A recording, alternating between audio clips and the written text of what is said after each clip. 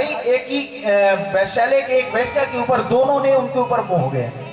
उन दोनों के ऊपर, वो दोनों भाई एक ही के ऊपर मोह गए। अब महाराज एक भाई के मन में आया कि कुछ समय यहां पर रुक जाता हूं, फिर मैं बाद में चला जाऊंगा। वो दूसरे भाई को बोलता है कि भाई तू चला जा, वहां पे मेरे बदले भी प्रणाम करेगी।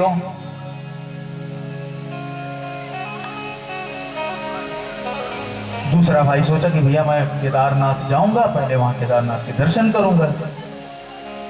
पहला भाई जो उस वैश्या के पास था, वो वैश्या के साथ कुछ समय के बाद बिताने के बाद जब वो बैठा, मन भरा तो फिर पड़ा पड़ा सोचने लगा।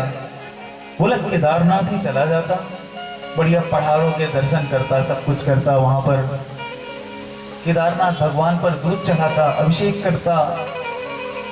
अरे मुझसे ज्यादा तो सुख उसे है जो केदारनाथ में है, बढ़िया पहाड़ों के दर्शन कर रहा है, बाबा केदारनाथ के दर्शन कर रहा है, हरि का चिंतन कर रहा है। लेकिन दूसरा भाई जो केदारनाथ पहुंच गया है, केदारनाथ भगवान के सामने खड़े होकर के उसका चित्त उस वैश्यालय में लगा हुआ है। इतनी सर्दी लग रही है, इतना कष्ट सह रहा है, सब कुछ सह रहा है। वो वहां से ये चिंतन करने लगा कि मैं उस वैश्यालय में रुक गया होता। अब महाराज ये उधर का सोच रहे हैं, वो इधर का सोच रहे हैं, दोनों खड़े और कहीं हैं, लेकिन चित्त में दोनों के दूसरा चीज घुस रहा है। क्योंकि एक के चित्त में वैश्यालय घूम रहा है, एक के चित्त में केदारनाथ घूम रहा है। अब महाराज दोनों भाई की जब मृत्यु हुई, तो मृत्यु हुई, जो केदारनाथ गया तो वो तो गया नरक, और जो वैश्यालय में पड़ा रहा वो गया स्वर्ग। तब बताया गया भले ही अपने शरीर से वो वैश्यालय में था, लेकिन वो मन से केदारनाथ भगवान के मंदिर में था। और वो भले ही केदारनाथ के सामने उनके समीप में खड़ा था, लेकिन चित्त से महाराज वो अपने मन से वैश्यालय में पड़ा रहा। इसलिए देह की उपस्थिति उतनी योग्य नहीं है जितनी मन की उपस्थिति योग्य है। आप देह से कहां बैठे हो ये मैटर नहीं करता महाराज। आप हृदय से हनुमान जी के चरणों में बैठे हो, आप हृदय से बांके बिहारी के मंदिर हो। महाराज कबीरा चित्त एक है, दीजे जहां लगाए। या तो या से भजन कर, या तो व्यसन कमाए, या तो इससे भजन कर लो, या तो व्यसन कमा लो, चित्त एक है।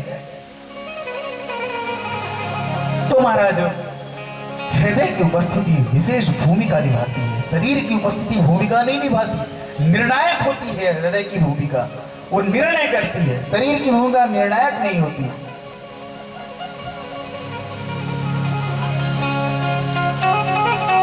चित्त को गोविंद में लगाओ, चित्त का खेल है।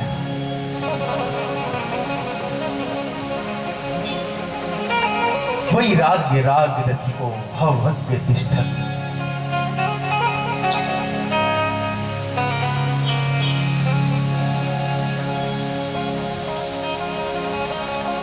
महाराज सुनने वालों ने जब सुना कि उसकी मृत्यु हुई, बताया गया कि एक जो वैश्यालय में था वो स्वर्ग गया और नरक में गया। दूसरी बात क्या याद रखनी चाहिए, मानव कितना भी बड़ा ज्ञानी बन जाए, कितना भी बड़ा आदमी बन जाए, लेकिन एक दुर्गुण उसके अंदर होता ही है, जो उसका पीछा कभी नहीं छोड़ता। दूसरे में दोष देखना, दोष दृष्टि मानव की बहुत होती है। इसमें ये अच्छाई है, इसमें ये बुराई है, इसमें ये कमी है, इसमें ऐसा है। इसलिए महाराज दूसरों के दोष देखना पहले बंद करना चाहिए, दूसरों में दोष कभी नहीं देखना चाहिए।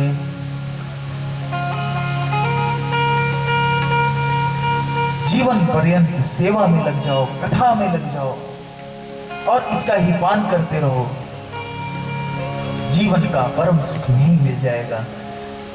पिताजी को ज्ञान उपदेश किया गोकर्ण जी ने, गोकर्ण जी से ज्ञान उपदेश लेकर के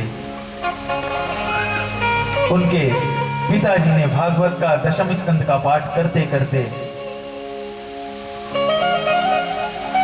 पिताजी ने प्राणों का परित्याग कर दिया।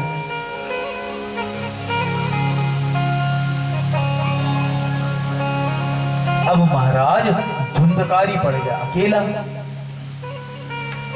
अब महाराज वो वैश्याओं को घर में लाता है, एक दिन खूब उन पे धन खर्च करता है। एक दिन महाराज धन खर्च होने के